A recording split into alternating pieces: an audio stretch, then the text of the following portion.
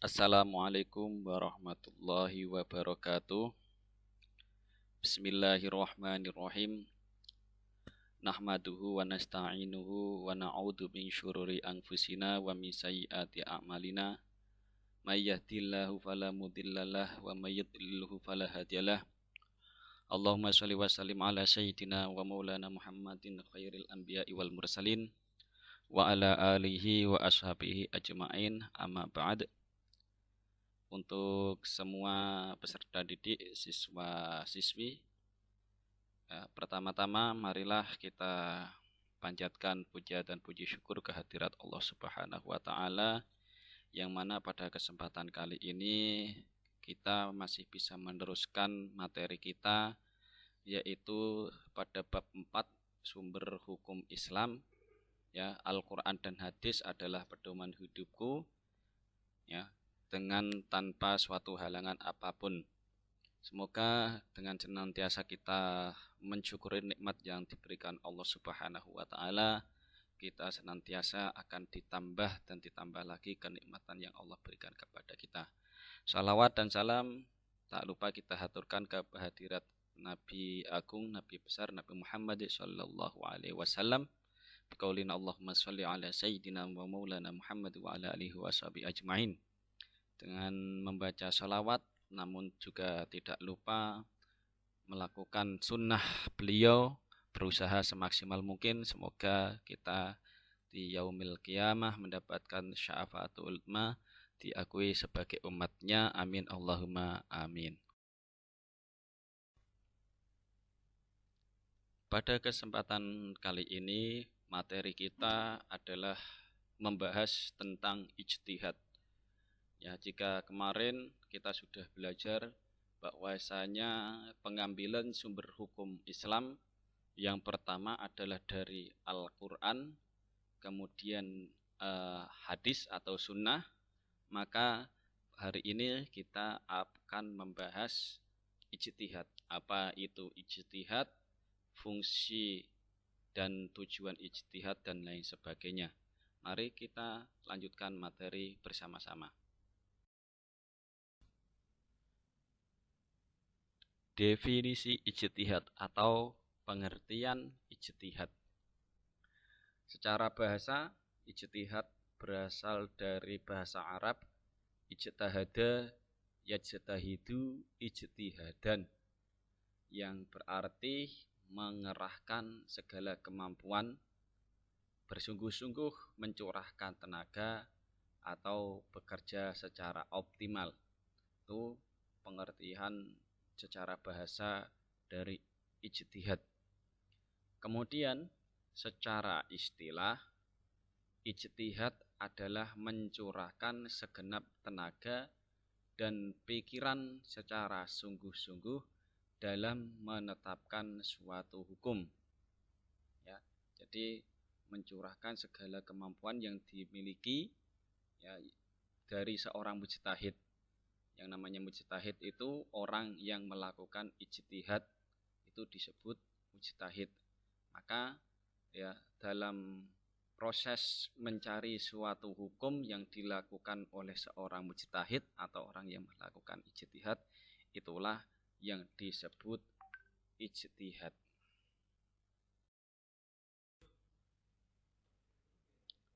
Karena untuk berhubungan dengan suatu hukum dalam agama itu sangat penting sekali, maka ada kriteria atau syarat-syarat khusus yang diberlakukan bagi seseorang yang akan melakukan ijtihad atau seorang mujtahid. Yang pertama di antara syarat-syaratnya adalah memiliki pengetahuan yang luas dan mendalam. Ya, dalam hal segala bentuk harus bisa memiliki pengetahuan yang luas dan mendalam, khususnya dalam bidang ilmu agama. Ya, baik itu nanti ada yang disebut ilmu balaghah, ilmu diantaranya mantik, ma'ani, badik dan lain sebagainya. Memiliki pemahaman mendalam tentang bahasa Arab, ilmu tafsir, usul fikih dan tarikh. Jadi dalam mengambil suatu keputusan itu tidak asal-asalan, harus diantaranya mengetahui asbabun nuzul atau sebab-sebab turunnya ayat Al-Quran, karena ini nanti juga berhubungan dalam memutuskan suatu hukum perkara. Termasuk diantaranya adalah asbabul wurud, yaitu sebab-sebab keluarnya hadis, itu disebut asbabul wurud. Itu juga penting untuk diketahui agar pemahaman terhadap hukum itu tidak melenceng. Selanjutnya yaitu memahami cara merumuskan hukum atau istinbat, dan diantaranya yang terpenting adalah memiliki keluhuran akhlak mulia. Tujuannya diantaranya adalah ketika mengambil suatu hukum tidak hanya berdasarkan menuruti hawa nafsunya, memang benar-benar atas dasar akhlak yang mulia, atas perintah Allah Subhanahu wa taala.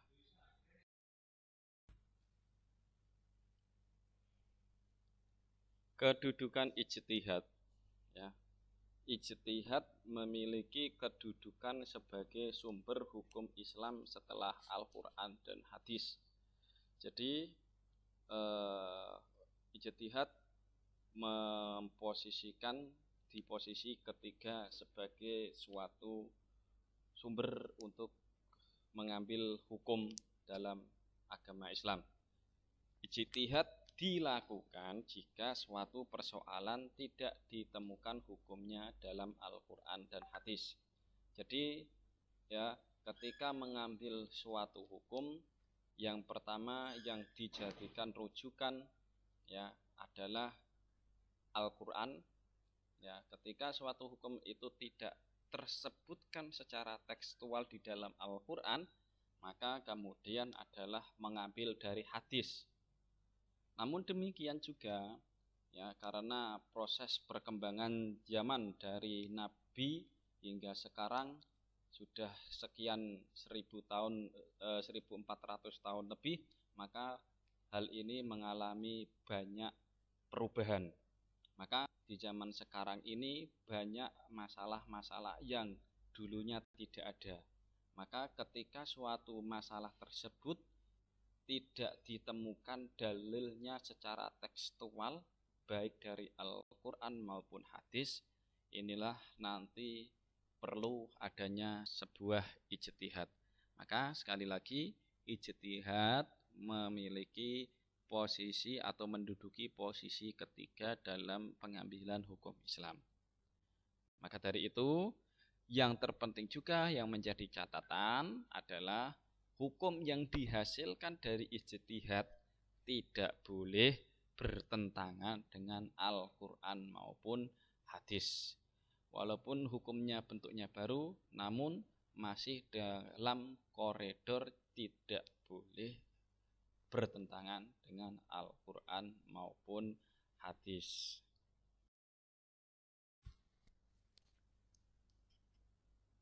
Ijtihad memiliki bentuk yang banyak, ya. Di antaranya ada yang nanti disebut ijma', ada yang namanya qiyas, ada yang namanya maslahah mursalah, ada yang namanya istihsan, ada juga yang namanya uruf. Maka dari itu, walaupun kita tidak mempelajari semuanya, diantaranya yang terpenting adalah masalah ijma'. Ya, ijma' ini juga bagian dari ijtihad. Yang disebut ijma' adalah kesepakatan para ulama ahli ijtihad dalam memutuskan suatu perkara atau hukum.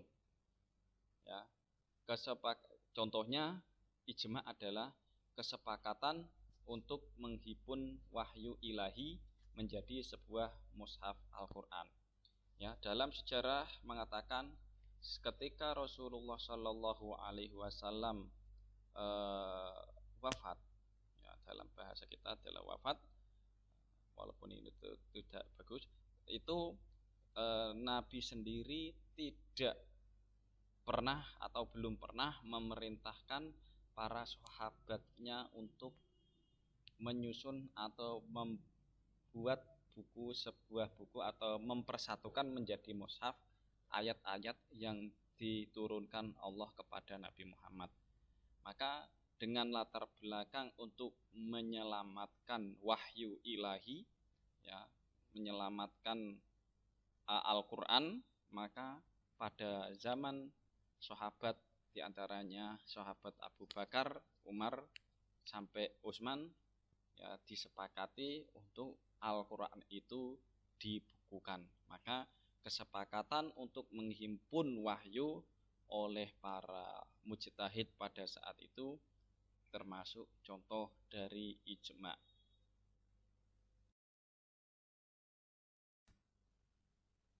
Selanjutnya yang disebut qiyas, ya.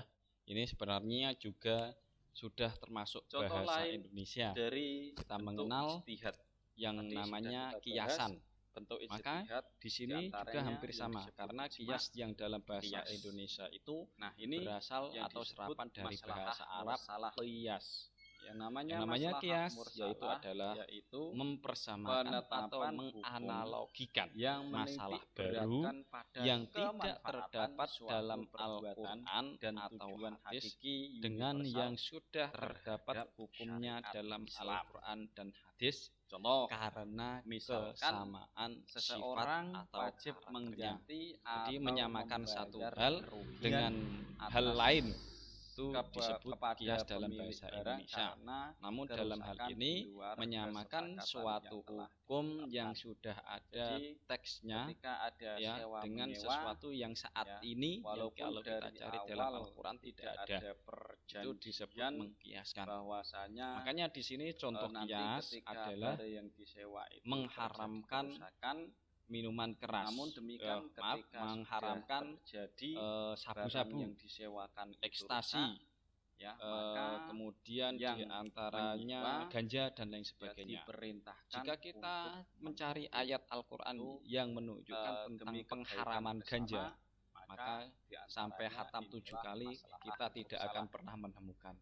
Maka karena diantara sifat dan karakter ganja itu memabukkan, maka ganja ini disamakan dengan khamr yang sudah ada tentang teksnya di dalam Al-Quran maupun hadis. Begitupun juga untuk sabu-sabu dan hal-hal lain yang memabukkan disamakan dengan khamr atau arak yang sudah tersebut di dalam Al-Quran. Pada kali ini mari kita tutup dengan bacaan hamdalah bersama-sama.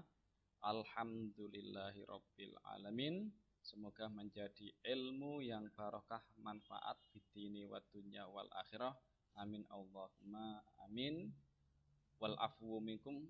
Wassalamualaikum warahmatullahi wabarakatuh.